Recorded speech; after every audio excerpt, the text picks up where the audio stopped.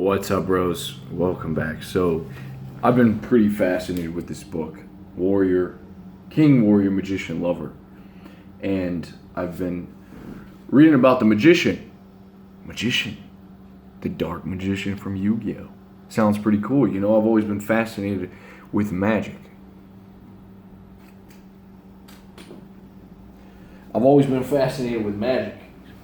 And I think part of magic is understanding what's going on, the inner workings, the inner mechanics. Jesus, I can't do this card trick. You know, a little sleight of hand, you just taking it like that. Looks kind of cool if you go back here quickly. So the magician archetype is an archetype that is about thoughtfulness and reflection. Okay? If we look at thousands of years ago, in a tribe, you would have a shaman. You have the witch doctor, the holistic healer. And these were the men that they're going to mix the herbs together. And they're going to find a remedy, a salve that you can rub on your wounds. It's going to heal you. They're going to be the advisors to the king. Pharaohs had these advisors, these wizards. The king has a jester because a king's got a lot on his plate. You know, he needs a little bit of help. So you have your wise jester, I think it is, or advisor, and he's coming to you. Listen, man, so and so is cheating on, you know, the crown prince. We need to go and take action right away, or your kingdom's gonna be in ruin. We got to figure this out. Thank you so much for that vital information. Now I can take action. And I didn't have the time to think about that. It would have ruined my kingdom because I'm too focused on providing food for the peasants. All right? The magician is responsible for insight. And to get insight, you got to be able to think. A lot of times we think, and you know, we're thinking is much different than just having anxiety. When you have anxiety, it's just like you're thinking about everything. To be able to focus and think on one thing, and you pick it apart, and then the insight sprouts out of it. It grows out of it. You discover something. That is real thinking. I think it's needed. And it is a crisis that we're dealing with, an epidemic of many men are not accessing this magician, men and women. We haven't been able to access this magician archetype within ourselves. A modern day magician would be someone, and there's a couple different applications here, but a modern day magician would be someone like a doctor, someone like an engineer or an electrician, understands the wires inside of the house, how to link them up. A surgeon understands the musculature and the sinew and the skeleton, where everything is, and he could just open it up and go to work, man. What did that take? It took peering in to the human body.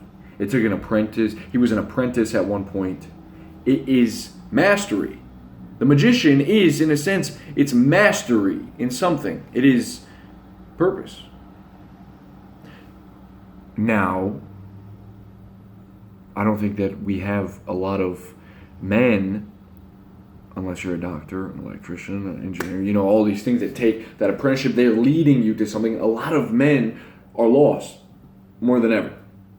We don't really have this. Now, another function of the magician is connectedness. Let's go to, I think this is a spiritual aspect, is that nature, in a sense, there's a lot going on that we never see. Ultraviolet light, subatomic particles, you know, atoms. Dude, I've never seen an atom. But it's all going on. And so I believe that as we get away from nature, that we sort of lose this attunement. We lose this, we're not in tune with nature. We're in our houses, we got AC, I'm in a box.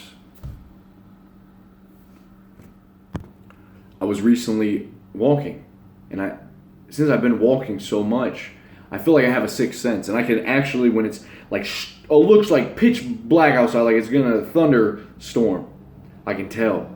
I got this sixth sense. Nah, it's not gonna rain. Everyone's indoors, they're locking themselves in, boarding up the windows. I'm walking, dude. I can tell. Something in me just, it's not gonna rain. But I can also tell when it's gonna rain. It's like this, maybe that's just, normal. But I think it's because I've been walking. I'm just like picking up on the currents, dude.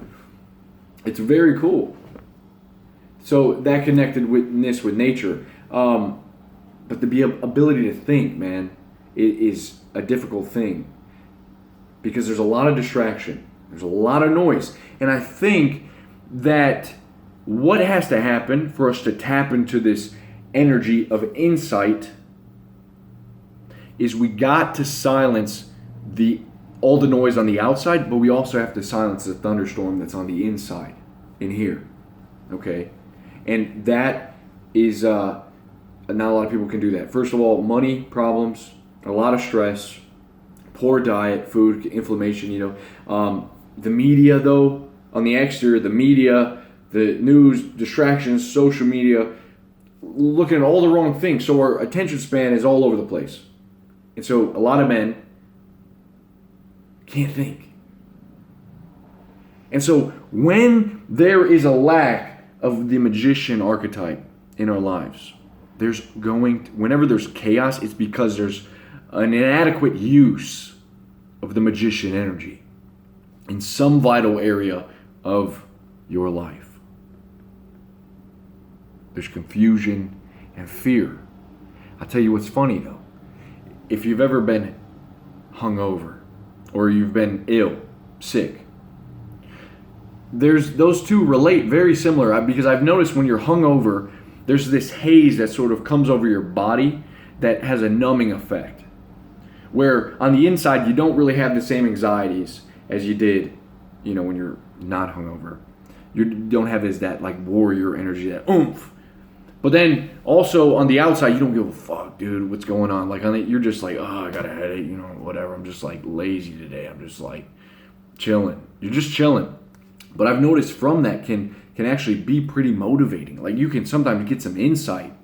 You're hungover in bed, man. You're not looking at the news. You're not worrying about anything else. If you're hungover, first of all, unless you're a bum, if you can get hungover, you're in a good place because it means you got a comfy bed. You're sleeping. You're probably okay. But another thing is when you're sick, like when you're ill, nothing else matters, dude. People are calling you like, just don't call me right now, dude. I'm sick.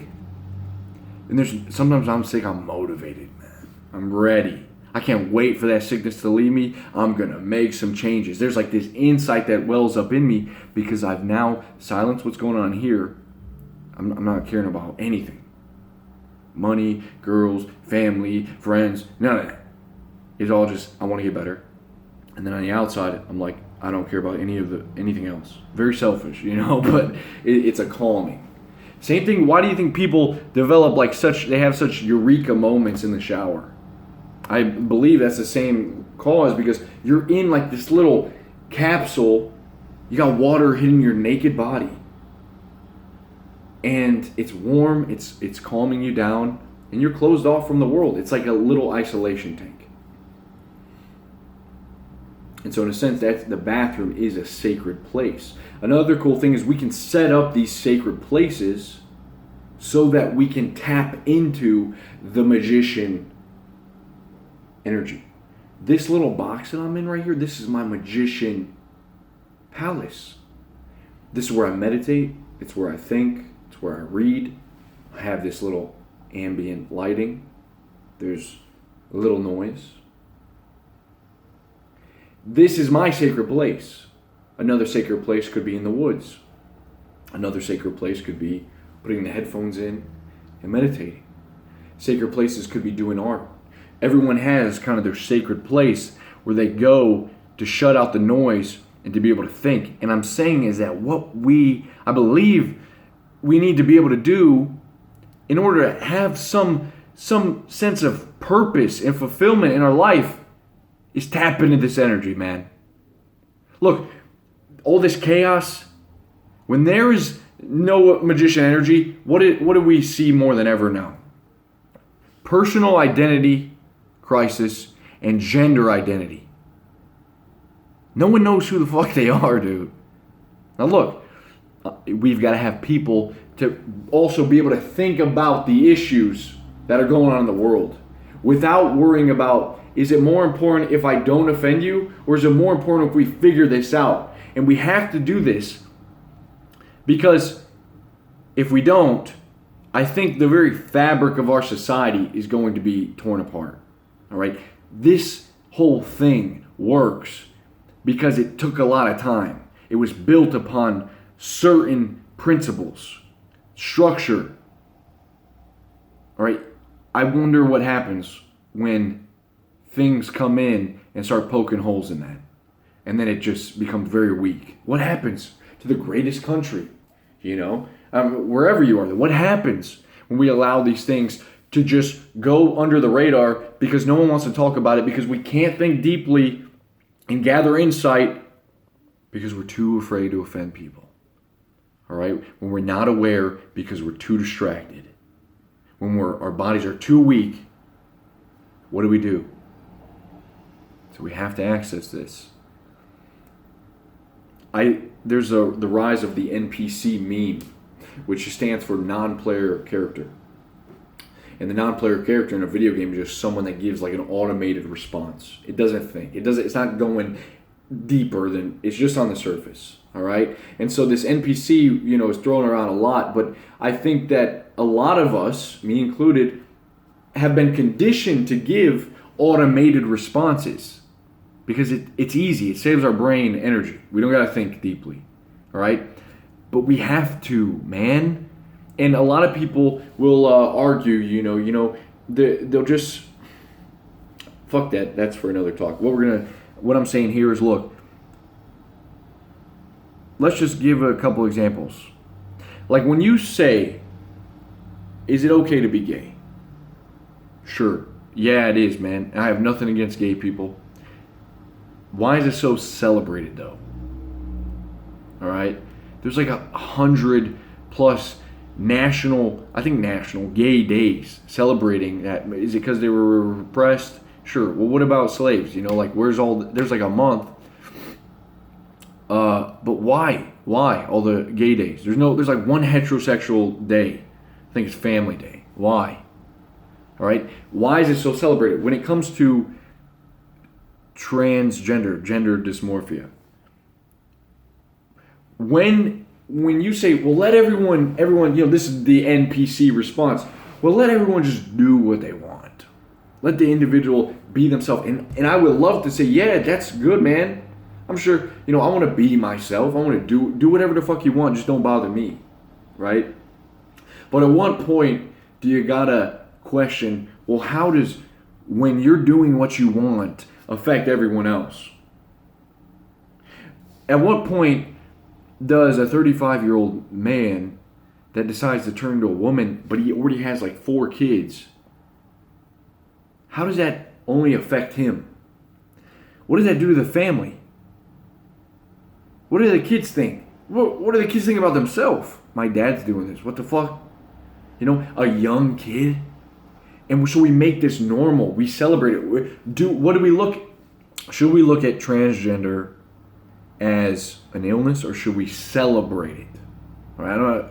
If it's an illness, well, let's figure out a way to take care of it and get the person, feeling good about themselves and whole, and not just feel like they need to mutilate their body. Because if you're going to mutilate your body, there's probably something that's probably not to be celebrated. You're going to chop your private part off and call yourself a woman. It's like, I don't think that's healthy. I don't know, why would it be celebrated? And yeah, so everyone can do what they want, but look, these are things that I don't know the answer. But if this happens, what about AI? At what point do we say enough's enough? At what point? What about the health of the earth? All things that we need to think about, because we're gonna die one day, and then the people are, it's gonna either be better or worse for the people that come after us, our children, grandkids. So there's consequences. There's consequences. When you commit suicide, it doesn't just affect you, it's affecting other people. So that's one, that's, we have to be able to talk about this. We have to be able to talk about it. And look, when you're lost, man, when you're lost in the wild, scared as a child, when you're depressed, man, when you're unsure of the future, take some time. Develop the sacred space. All right? Silence the noise. Take some of this precious time to dive into, learn about some, the self-help books can help you get a little pumped up and started, but maybe you're past that stage, man. Maybe you're past. Maybe you've got good habits. Maybe we just need to spend some more time thinking, maybe learning from some of the people of old. Asking the right questions, thinking about stuff deeper, having community. I don't know, man. I just feel like this is how the magician is going to come about. And we can channel that, dude. Like you can channel all this chaos inside of you into something else if you got the right, like you plug it in, dude. You got to be able to plug it in. If it's in your money area, I mean, you need to learn more about that. If it's with women, you know what I think we love. Say people, when you hear them talking, you just admire them so much. They have a sense of mastery in their subject. When we listen to Jordan Peterson, there's almost like this warming embrace when you're watching the videos, because he has studied psychology. He's a professor of psychology. He knows what he's talking about. And so he's a magician in the sense that he went in there into the minds of these great psychologists, Jung and all these people, and he's figured out. He knows the inner workings of the mind better than we do. We feel comfortable when we have the best surgeon in town opening us up because he knows what he's doing. The people that we admire, you hear when you read The Rational Male, many of us have read that, we are reading about a guy that's taken the time to understand the dynamics in a relationship. He didn't get better. He figured it out. And he laid out a map that we could follow. Something to be aware of. There's a comforting to be in the presence of mastery. There's a knowing to these people. There's a magic there. That's voodoo, bro. So I think that we have to develop that philosophy in our life, but we also got to allow the philosophy to be open, to be picked apart. Because look, man, being so closed up, being bitter, being angry, that's all it's just more noise. You're not going to grow like that. You got to let that go. In your life, you can figure this out, man. You can figure it out. I think that you may have to give yourself some time. You may have to develop that sacred place.